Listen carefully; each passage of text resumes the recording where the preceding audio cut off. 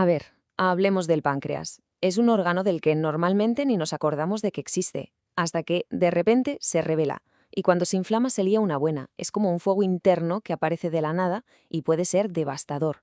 Hoy vamos a meternos de lleno en qué es la pancreatitis aguda, cómo se pilla a tiempo y, lo más interesante, cómo la ciencia le ha dado la vuelta por completo a su tratamiento. Para que nos hagamos una idea, es como si tuviéramos un incendio químico dentro de nuestro propio cuerpo. Literalmente.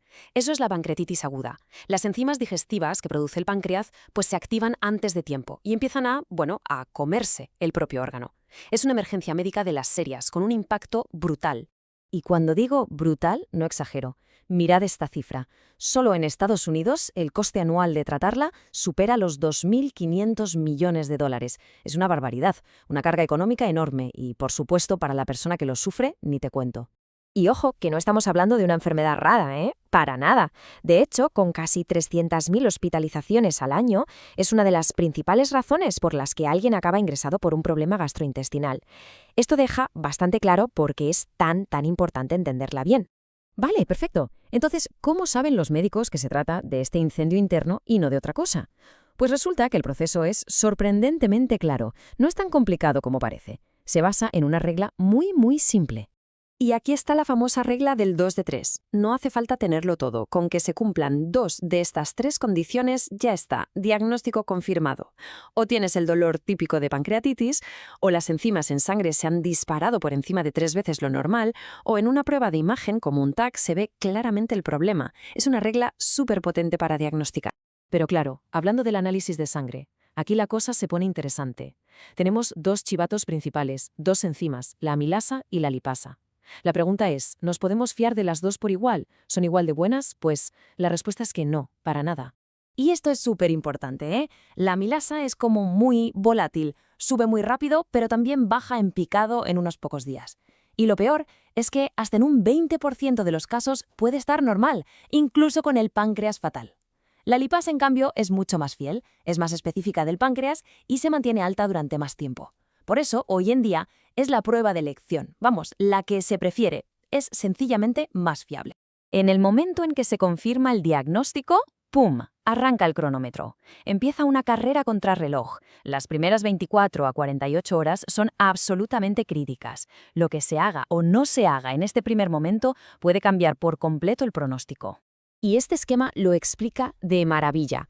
El problema principal es este. La inflamación hace que los vasos sanguíneos sean como una manguera con agujeros. Se vuelven permeables. El líquido se escapa de la sangre por lo que baja el volumen total y al páncreas no le llega suficiente oxígeno. Y eso provoca que el tejido se muera, lo que se conoce como necrosis.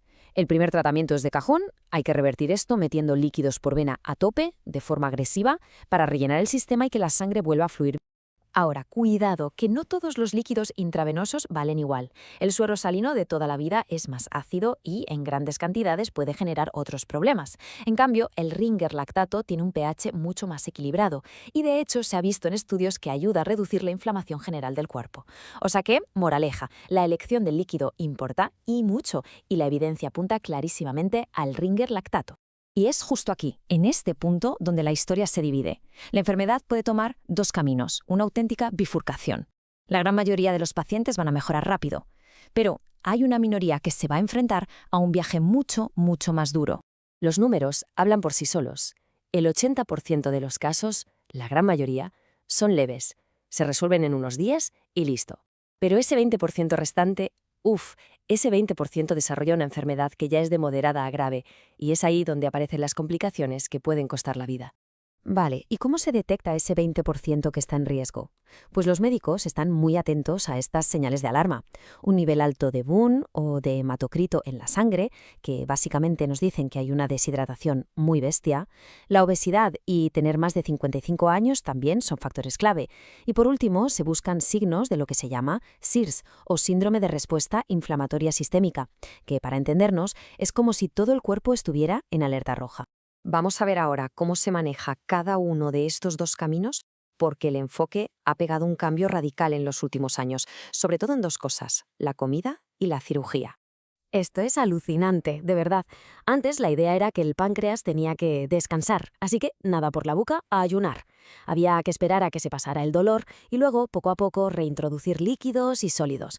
Pero ahora sabemos que eso era un error. Lo que hay que hacer es despertar al intestino. Empezar a comer pronto, en las primeras 24 o 48 horas, con una dieta sólida y baja en grasas. No solo es seguro, sino que ayuda a proteger la barrera intestinal, evita infecciones y encima acorta el tiempo en el hospital.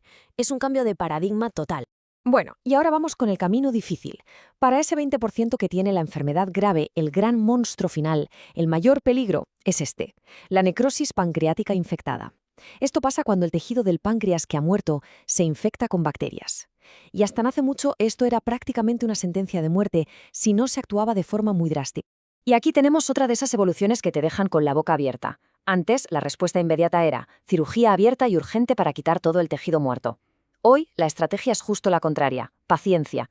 Se usan antibióticos muy potentes y se espera, idealmente unas 4 semanas, para que la inflamación baje y el propio cuerpo cree una especie de cápsula alrededor de la zona muerta.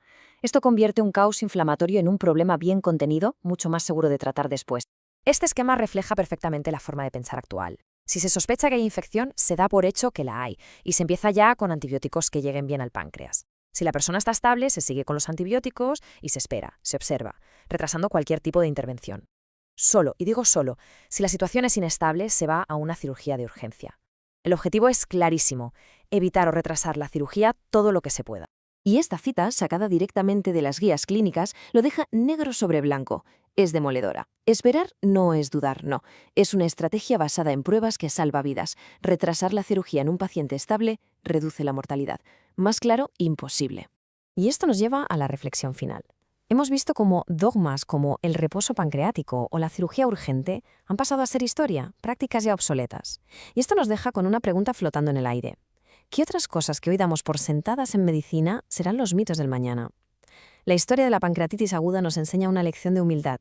En medicina, lo único que no cambia es que todo cambia.